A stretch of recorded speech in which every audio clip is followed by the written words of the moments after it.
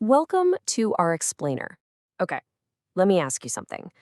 What if the most powerful financial institution in the United States wasn't actually part of the government at all? That's the explosive premise behind one of the most controversial books ever written on American finance, Eustace Mullins' Secrets of the Federal Reserve. For the next few minutes, we're going to break down the core claims of this book and unpack the pretty wild alternative history it presents. Let's dive in. At the very heart of the book is this one provocative question. It challenges the name itself. Is the Federal Reserve actually a federal government agency? Or, like Mullins alleges, is it something else entirely? This one question really sets the stage for a story of secrecy, power, and ultimately, control. And there it is, the book's thesis, right there in the author's own words. It's a claim that's designed to make you stop and go, wait, what? The book argues the whole name, Federal Reserve System, is basically a calculated trick. So let's dig into how the author even tries to build this case. It all starts, he says, at a secret meeting that changed everything. Right. The Jekyll Island secret. According to the book, this whole story doesn't begin in Washington, D.C., in some congressional hall. Nope. It starts on a quiet, secluded island off the coast of Georgia. This part of the explainer is all about the book's account of this very clandestine meeting that allegedly kicked the whole thing off. So the book sets the stage back in 1907. There's a huge financial panic, people are freaking out, and there's a massive public demand for banking reform. So a commission gets formed. But the author claims this was all just for show.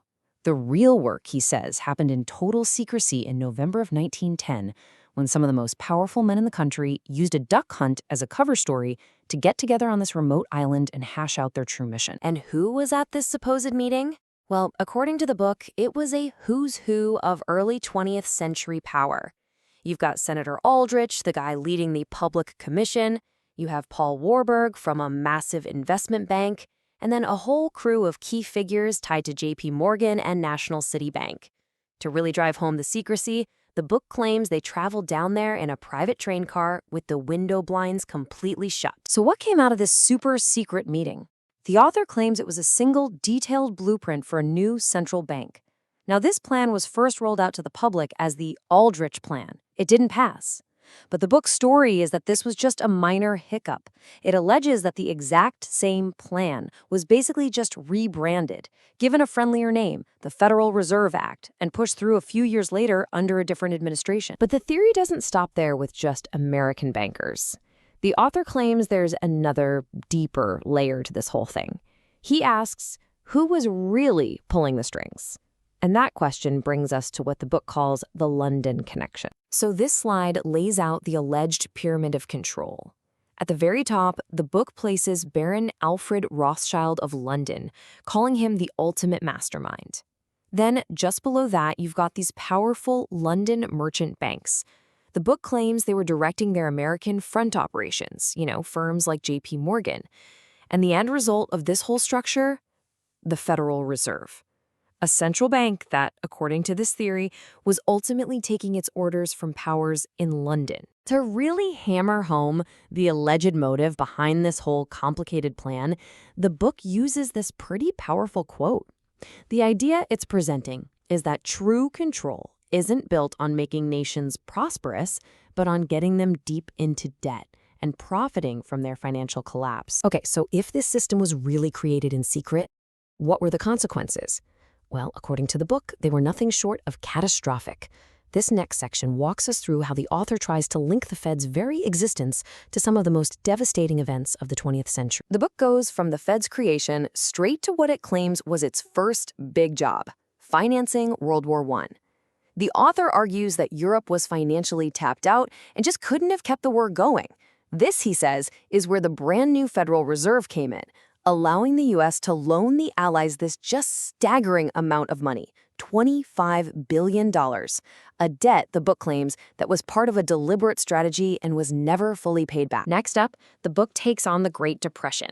It points to a congressional hearing in 1928 where testimony from a Fed governor apparently revealed a secret meeting he'd had with European central bankers the year before.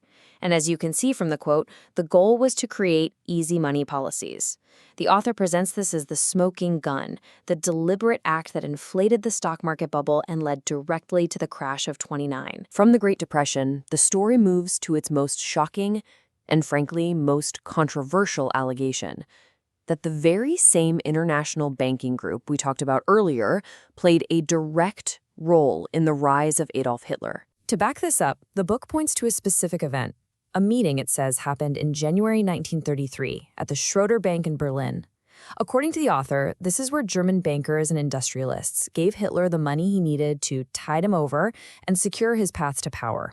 The book also makes a point to name the American lawyers it says were there for the bank, John Foster and Allen Dulles, who, as you might know, later became the head of the State Department and the CIA. So after laying out this pretty incredible history of secret meetings and alleged global manipulation, the book circles right back to its main point.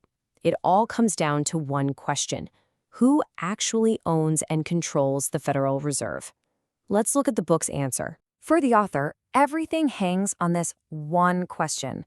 He argues that since the Fed is structured like a private corporation, its power isn't with the government or the public. It's with its stockholders. So, in the book's view, if you can just figure out who those stockholders are, you've cracked the whole mystery. You've found the real controllers of American money. And here is the answer the book gives us. It presents data from the original 1914 organizing paperwork for the Federal Reserve Bank of New York, which is the most powerful of all the regional banks. The text shows a huge chunk of the stock was bought up by just a handful of New York's biggest banks. And the author ties those banks directly back to the same families and interests he claims hatched the whole plan back on Jekyll Island. And that brings us to the end, with one last, very provocative question, adapted from a motto the book attributes to this international banking group. Wars should be directed so that the nations engaged on both sides should be further in our debt. Is this, as the book claims, the ultimate purpose of the whole system? Well, that is the central question left hanging by Secrets of the Federal Reserve, a really disturbing and, needless to say, deeply controversial version of our financial history.